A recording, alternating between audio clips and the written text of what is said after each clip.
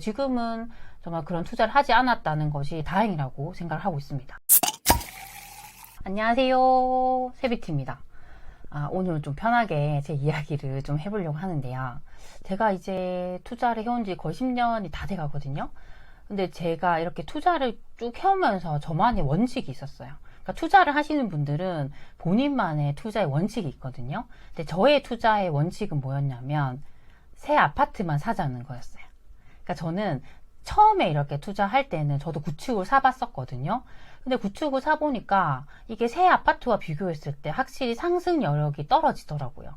그래서 그렇게 매도를 하고 나중에는 이제 새 아파트가 될 수 있는 것 아니면 새 아파트, 저는 그렇게 이제 투자를 했습니다. 근데 제가 투자를 시작했던 당시에도 뭐 이렇게 보면 대단한 투자자분들이 되게 많았어요. 어떤 분들은 아파트를 막 100채씩 갖고 있다고 하는 거예요. 그러면 저는 투자를 시작할 때 내가 정말 저렇게 많은 아파트를 가져야 하나, 내가 저걸 다 가지면 내가 제대로 관리를 할 수 있을까, 여러 가지 이제 생각을 했었습니다. 네. 근데 저도 계속적으로 투자를 하면서 너무 많이 이제 내가 개수 눌리기를 하기보다는 나는 내가 할 수 있는 만큼을 하되 확실하게 수요가 있는 좀 상품성이 좋은 그런 아파트를 가져가는 게 더 좋지 않을까라는 생각을 했고, 그렇게 저만의 기준으로 가지고 왔습니다. 제가 그렇게 할 수밖에 또 없었던 이유들이 있습니다. 그 이유들에 대해서도 좀 말씀드리려고 합니다. 우선 첫 번째는요, 제가 투자를 시작할 때 저는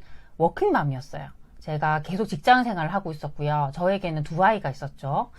저는 정말 바빴어요. 그러니까 제가 투자 공부를 시작하기 전에도 대부분 시간은 직장에 매여 있어야 되고, 집으로 돌아오면 아이들을 케어해야 되고, 그렇게 매일매일이 흘러갔죠.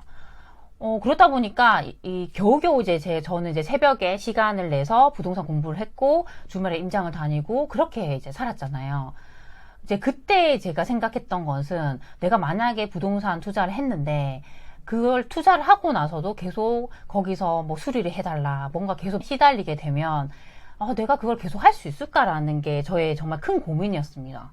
그런 걸 최대한으로 제가 없애기 위해서 했던 게 새 아파트를 산 거죠. 저는 이제 분양권 투자도 이렇게 계속적으로 했었는데요.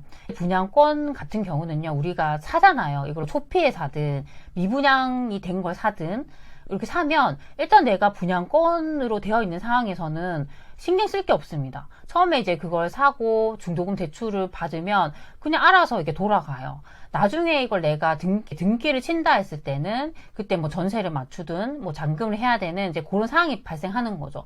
근데 또 그때도 내가 어떻게 잘 해결을 하게 되면요, 이게 또 잘 흘러가요. 왜냐하면 새 아파트 같은 경우는 딱 준공이 되고 나서 3년까지는요 무상으로 하자 보수를 해주거든요. 혹시나 이제 만약 화재가 발생을 하면 제가 그걸 해줘야 되는 것이 아니라 그 아파트에서 알아서 해결을 다 해줍니다. 그래서 세입자분하고만 우리가 잘 얘기를 해두면요, 그냥 하자 발생하면 세입자분이 알아서 이렇게 다 얘기를 해요. 아니면 요즘에는 아파트 앱으로 그냥 휴대폰으로 쉽게 할 수 있거든요. 사진 찍고 내용을 딱 적어서 그냥 바로 접수하면 직원들이 와서 처리를 해줍니다. 너무 편하기 때문에 그렇게 투자를 하면서 제가 신경 쓸 게 없었어요. 근데 제가 투자하면서 알게 된 이런 분들을 보면 정말 구축 아파트 뭐 20년 이상 된 그런 것들을 막 산단 말이에요. 근데 그게 가장 큰 문제가 저는 누수라고 생각해요. 그 누수 같은 게 만약에 발생하잖아요.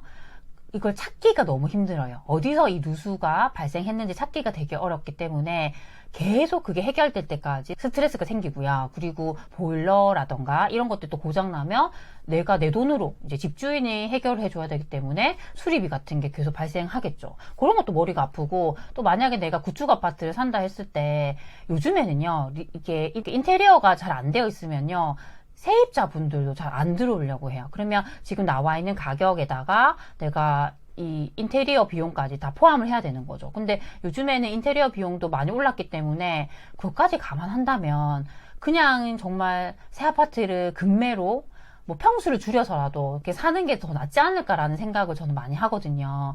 그렇게 새 아파트를 가져가게 되면 신경 쓸 거는 그냥 우리가 전세 재계약할 때 그때만 좀 신경 쓰면 되는 거죠. 그래서 보통 우리가 전세를 보통 2년 정도 계약을 하잖아요. 그러면 2년 정도까지 별로 신경 쓸 게 없습니다. 세입자분이 나간다고 하면 그때 다른 전세 내놓고 새로 맞추거나 아니면 혹시 내가 팔아야 되면 팔거나 이제 그런 결정을 하면 되는 거죠. 그렇게 하다 보니까 제가 워킹맘으로 살면서도 이 부동산 투자를 하는 게 저에게 그렇게 크게 힘들지 않았습니다. 두 번째는요. 정말 잦은 매도 아니면 그런 잦은 계약에 따른 스트레스 때문입니다. 제가 만약에 그런 아파트를 100채를 갖고 있었다고 하면 저는 정말 제대로 살 수 없었을 것 같습니다. 왜냐하면 그 하나하나 제가 계속 신경을 써야 되잖아요. 저도 그만큼은 갖고 있지 않지만 제가 계속적으로 이렇게 보유를 하다 보면요. 갑자기 중간에 뭐 직장 문제 때문에 나가셔야 한다던가 그런 일이 발생합니다. 그러면 그때도 뭐 다시 전세를 맞춰야 되고 한단 말이에요. 그것도 힘든데 이게 너무 개수가 많으면 제가 그거 하나하나 다 신경 써야 되잖아요. 그렇죠? 그것도 너무 힘들겠다는 생각을 했고 이게 물건이 많으면요. 이게 세입자분이 많이 이제 들어오게 되잖아요. 그러면 정말 좋은 세입자도 있지만 나를 애먹이는 좋지 않은 분도 분명히 발생해요. 우리가 사람을 만나다 보면 정말 좋은 사람도 있지만 일부 좋지 않은 사람도 있잖아요. 그럼 그 사람들에게 받는 스트레스가 상당하죠. 근데 저 같은 경우는 제가 이제 퇴사를 하고 나서도 저만의 사업을 하고 있잖아요. 1인 기업으로 사업을 하는데 유튜브 영상도 찍어야 되고 글도 써야 되고 책도 써야 되고 강의 자료도 만들어야 되고 이제 거기에 제가 제 에너지 써야 되는데 제가 만약에 너무 이 부동산 물건이 많아가지고 거기에 신경을 많이 써야 되면 이제 사업에 에너지를 못 쏟을 것 같다는 생각을 되게 많이 했거든요. 그리고 저는 또 새 아파트 상품성이 좋은 것들을 가져가다 보니까 이걸 조금 더 오래 보유해도 큰 리스크가 아니에요. 대부분 제가 갖고 있는 분양권들은 전 다 소유권 이전 등기를 해서 전세를 마쳤거든요. 그렇게 하면 제가 만약에 초반에 분양권을 사잖아요. 그럼 보통 준공될 때까지 3년 정도이고 여기서 전세를 한 바퀴 더 돌리면 2년이니까 최소 5년이죠. 근데 여기서 만약에 계약갱신 청구권을 쓴다 했을 때는 2년이 더 플러스 되니까 7년인 거예요. 그러면 이게 7년 쭉 가져간다 했을 때 제가 만약에 구축을 샀다라고 하면 뭐 거의 5년이든 좀 더 시간을 막 오래 끌고 가면 이게 시간이 갈수록 상품성이 더 안 좋아지니까 이 가치가 떨어지겠죠. 근데 분양권이나 정말 준공이 된 지 얼마 되지 않은 신축 같은 경우는요. 이렇게 시간을 더 끌고 가게 되더라도 오히려 가치가 더 올라갈 수 있습니다. 특히 분양권 같은 경우는 우리가 눈에 보이지 않을 때는 이 아파트의 가치가 얼마나 될까 잘 몰라요.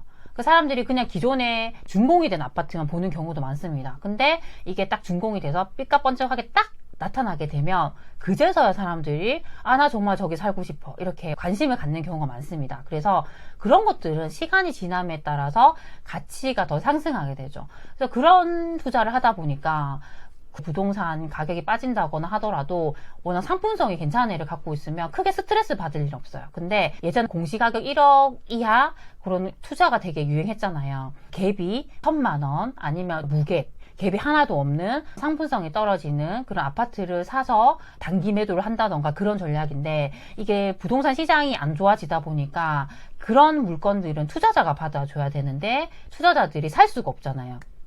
그러다 보니까 수요가 떨어지고 그런 것들은 워낙 상품성이 안 좋으니까 이제 팔리지가 않는 거예요. 팔리지도 않고 이게 전세가가 떨어지면 역전세가 발생하고 오히려 이제 악순환이 되는 거죠. 근데 저는 제 기준에 그런 투자가 적합하지 않았어요. 그런 투자를 할 생각도 했었지만 제 기준에는 그게 부합이 안 되는 거예요. 저는 일단 상품성이 좋아야 되는데 그게 안 되는 거잖아요. 그래서 그런 투자를 하지 않았는데 지금은 정말 그런 투자를 하지 않았다는 것이 다행이라고 생각을 하고 있습니다. 그리고 세 번째는요. 제가 살고 싶지 않은 곳에는 투자를 하기 싫었습니다. 저는 항상 제가 어떤 투자를 하잖아요.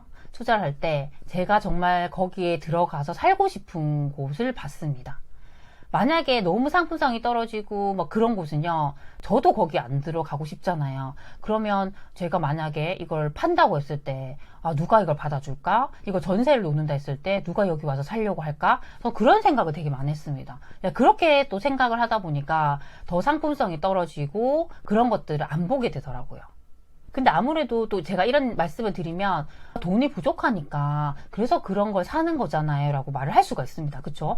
저는 충분히 그럴 수 있다고 생각합니다. 근데 또 저의 예를 들어보면 저는 처음에 이렇게 투자를 본격적으로 시작할 때 지방에 있는 그런 분양권 투자를 시작했거든요. 근데 그런 데는 사실 그렇게 분양가가 비싸봤자 30평대 기준으로 3억대, 4억대, 요즘에는 거의 5억대까지 많이 올라왔죠. 5억대 가능한 곳들이 있단 말이에요. 그러면 처음에는 우리가 분양가의 10%만 있으면 되니까 내 돈이 뭐 5천만 원이든 6천만 원이든 정도 있으면 걔를 잡아둘 수 있는 거죠. 그렇게 소액으로 일단 가능하긴 합니다. 근데 이때 우리가 놓치면 안 되는 부분이 뭐냐면 나는 한 5천, 6천 정도로 초반에 요거를 사놓고 내가 중간에 요 분양권 팔아야지라고 접근하는 분들도 있거든요. 근데 그게 되게 리스크하다는 거죠. 왜냐하면 아직까지 만약에 그 지역의 분위기가 살아나지 않았다고 하면 내가 이거를 소유권 이자 등기하기 전에 판다 했을 때 팔릴 것인가? 안 팔릴 수도 있거든요. 그 부분이랑. 그리고 두 번째는 지금은 분양권의 양도세율이 되게 높아요. 중과가 되기 때문에 상당히 높습니다. 거의 뭐 이 분양권을 1년 미만 보유했을 때는 77%, 이 1년 이상 보유하고 소유권 이자 등기하기 전까지 판다 했을 때는 66%죠. 그러니까 팔아봤자 크게 실익이 없다는 거죠. 그래서 결국에는 분양권 같은 경우는 저는 소유권 이전 등기를 하는 게 더 좋다고 생각하거든요.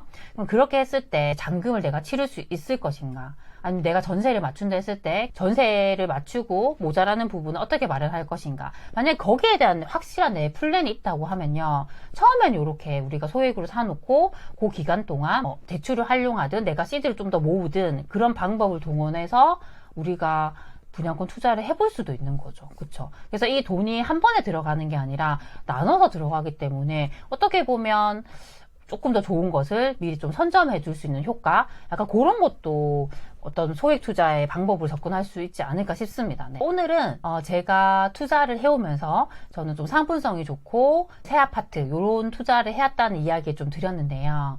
지금 앞으로의 정책 기조를 보면요. 지금 아직까지 취득세 중과가 없어지지 않거든요. 그러면 우리가 아파트를 산다 했을 때 많이 사봤자 우리는 최대 2개예요. 그 우리가 2개를 산다 했을 때 최대한 그래도 좋은 거 사고 싶겠죠. 상품성이 더 좋은 거 사고 싶겠죠. 그러니까 사람들은 기본적으로 새 아파트를 좋아하거든요. 그쵸? 그럴수록 우리가 더 상품성이 좋은 아파트를 봐야겠죠. 근데 이때 우리가 간과하면 안 되는 것은 입지가 안 좋은데 무조건 새 것이라고 좋다라고 생각하시면 안 돼요. 입지라는 것은 기본이죠. 입지가 그래도 괜찮으면서 거기에 상품성이 좋은 아파트여야지 사람들이 수요가 확실히 많이 몰리거든요. 그러니까 그걸 우리가 잘 판단하셔야 되고요. 요즘에는 이제 신규로 분양하는 단지들은 고분양가가 상당히 많습니다. 그래서 저는 오히려 그렇게 되기 때문에 지금 기존에 있는 신축 아파트 아니면 기존의 분양권 이들의 가치가 앞으로 더 많이 올라간다고 생각합니다. 그래서 지금부터는 우리가 그런 신축 아파트, 기존의 분양권 이런 것들에 더 관심을 많이 가지시면 좋을 것 같습니다. 네, 그래서 오늘 또 제 이야기를 잘 들어주셔서 정말 감사드립니다. 그럼 우리 다음 시간에 만나요. 안녕.